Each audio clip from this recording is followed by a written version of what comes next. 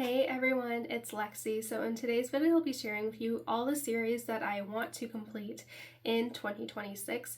I've definitely been more kind of conscientious of series that I'm currently reading or ones that I want to kind of like finish. So I'm not going to include ones that like, it's a duology and the second book comes out this year just to keep it simple. But these are ones that all the books in the series are already out and I really want to kind of prioritize, finishing them and kind of completing a series. So I have 4 here and then one, and I'll kind of ask you which ones I'll give you kind of 2 options on which ones I want to kind of reread. But yeah, without further ado, let's get started. First up, I have the Bridgerton series by Julia Quinn. So far, I've read all of them except the last one, but I feel like just because I haven't read the like a Bridgerton book in a while, I feel like just not motivated. So I definitely want to read the last book in the series, which is Gregory's, and then I also have Queen Charlotte on my shelf as well, which I know is not like officially like part of the Bridgerton one, but I'll just include it in here as well, so it kind of motivates me to finish those 2 books, and then I finally can kind of check off this series. I think why I do prefer, this is a case where I do prefer the like TV show or like movie adaptation over the books themselves. I feel like it addresses some of the problematic issues in the books, which is interesting. So I really loved Hyacinth's book, actually. I think that one, out of all of them, I think that one was definitely like my favorite. But I think the books are just so vastly different from the TV shows that it's hard for me, because I do enjoy the TV show so much, and I think the characters are more, especially the side characters that aren't the main couple, are a little bit more fleshed out. You get more screen time, and I do enjoy that kind of ensemble more than what you get in this one. But yeah, with the new season of Bridgerton coming out, I think this might kind of motivate me. I might wait a little bit for like the summer or springtime to read this one, just because it's a little bit more lighthearted and I tend to read more darker books in winter.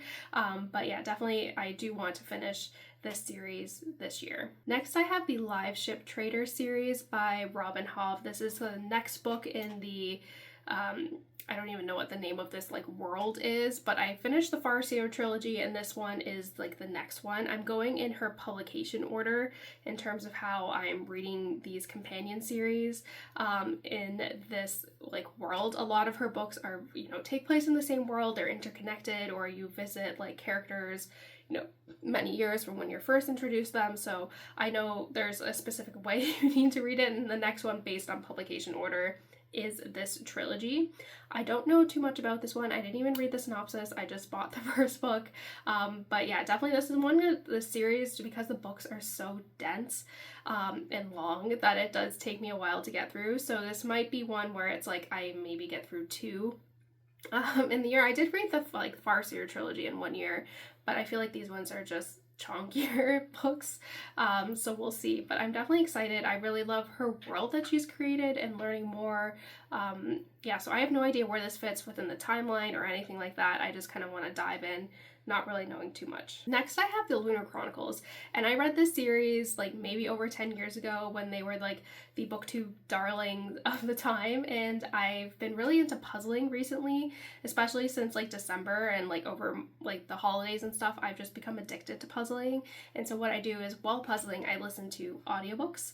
And so I was like, I know the narrator does a fantastic job with the Lunar Chronicles when I was looking for like a book to pick up for an audiobook format, and I was like, it's been long enough that I like remember bits and pieces of this original series, but I have not like thought about them in a while, and I really loved it. I think it's nice to have a series that I think it leans more on the older end of YA, but it's not new adult where things are really explicit and kind of romantasy, like the popularity that we see with a lot of romantasies. I think this was kind of before that really kind of became a thing. So it's nice to have a series that does involve some romance, but it is like a bell pepper version of it, and it's a little bit more lighthearted and like sweethearts as opposed to like hot and steamy, which I enjoy. So yeah, I think that I really love this ensemble cast, and it's fun to kind of revisit this series that really ate up a lot of my time, especially when I was starting booktube. So if you want to see my original reviews, you can go and check them out. But yeah, it's just been long enough that I was like, I remember some details, but not a lot. So it was fun to kind of revisit this. So I've read 2 so far. So I have 3 more to go, including kind of the like novellas and then like the fairest, like Queen Lavanna like backstory. So this is one I was like, you know, it's fun. I like don't really need to really listen because I still know like roughly, but it's a fun one to kind of, you know, read and get into. Next, I have the Part of Your World companion series by Abby Jimenez. I've read Just for the Summer, and that's the only one I read in this one, and it's the final book in this companion series, but I think you can kind of read them in any order. So I have Part of Your World and Yours Truly, so I'm excited to read those.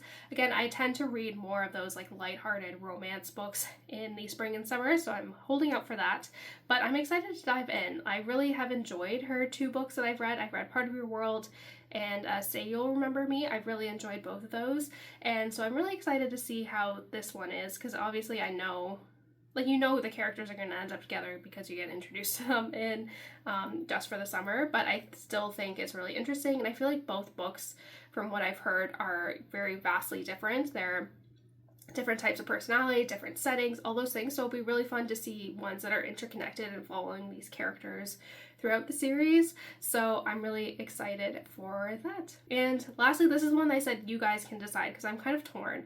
I'm like, do I reread through like audiobooks Throat of Glass, which will take me a really long time, a like Court of Thorns and Roses like world basically, just because I feel like the next ACOTAR book will be coming out at least sometime soon, and I think having that kind of refresher I think will be useful, or the Remnant Chronicles by Mary E. Pearson. So that one is, again, one of my favorite like trilogies of all time, and it's one that I have read or like reread a few times, so I'll go based on your guys's you know, votes, so just put that all in the comments, because like I said, I am undecided at this point.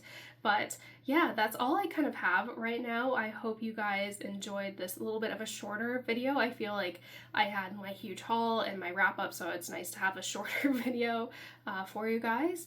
But yeah, thank you guys so much for watching. Let me know in the comments below what some of these series you are focusing on this year and all of that fun stuff. But yeah, thank you guys, and don't forget to give this video a thumbs up, and I will see you guys next time. Bye guys.